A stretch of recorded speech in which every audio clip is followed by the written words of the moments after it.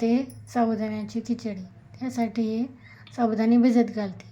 आपण पहिले हे साबुदाणे 2-3 पाण्यामध्ये धुवून घेतलेले, त्याच्यात आपण पाणी टाकणार आहोत. हे बघा, एवढं पाणी टाकायचं, पेरूभर पोट बुडेल तेवढंच पाणी टाकायचं. हे कसं करता? Welcome to my channel. आता आपण हे साबुदाणे रात्रभर भिजून ठेवलं होते. आता बघूया कसे झाले ते. हे बघा, ते छान मस्त फुललेले आहे. हे बघा, आता आपण त्याची कुळती करूया. मी याच्यात आता तेल गरम झाले आपलं, त्याच्यात आपण मिरच्या टाकूया.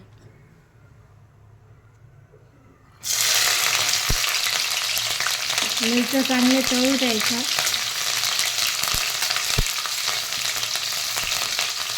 8 ते 10 मिरच्या घेतल्या समजा. गॅस बारीक करायचा. मग त्याच्यात आपण बटाटे टाकू. बटाटे छान तळून घ्यायचे. हे उकडलेले बटाटे आहेत, ते छान तेलात छान तळून घ्यायचे. हे साबुदाणे टाकू. हे साबुदाणे छान बटाटा आणि मिरचीमध्ये छान परतून घ्यायचं.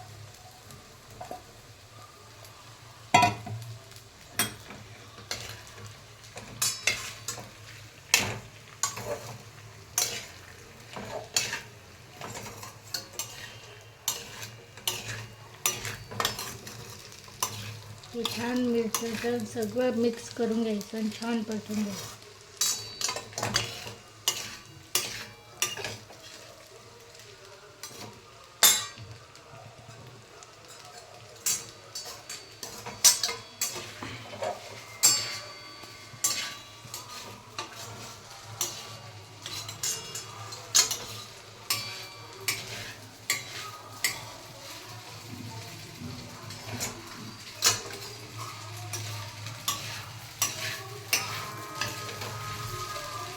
थोडंसं आपण त्याच्यावर झाकण ठेवून परतून घेऊया. त्याच्यात आता आपण हे शेंगदाण्याचं पीठ टाकू.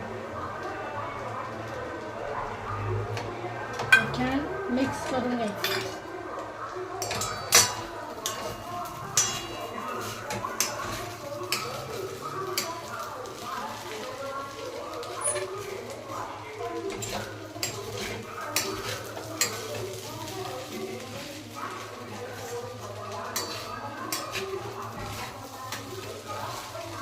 त्याच्यावर आपण थोडंसं चवीनुसार मीठ टाकू.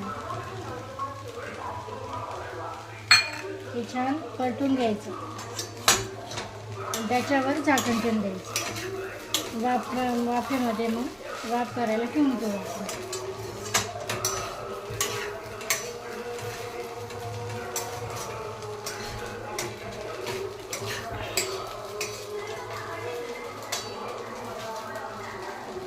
त्याच्यात आपण झाकण ठेवू. थोडंसं आता आपण याच्यात वाफे भरून घेऊ. गॅस त्याच्यामध्ये मिडियम ठेवायचा. आता हा गॅस बंद करू. 5 मिनटं ठेवलं होतं मी वाफे भरायला. आता गॅस बंद करायचं. आता हे आपण झाकण काढू, बघूया झालं का.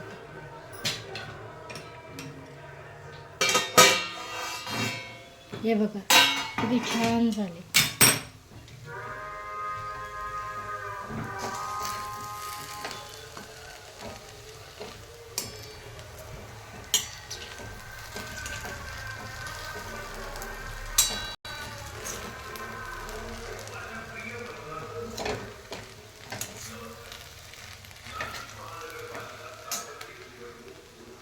आता प्लेटमध्ये असं काढून घ्यायची.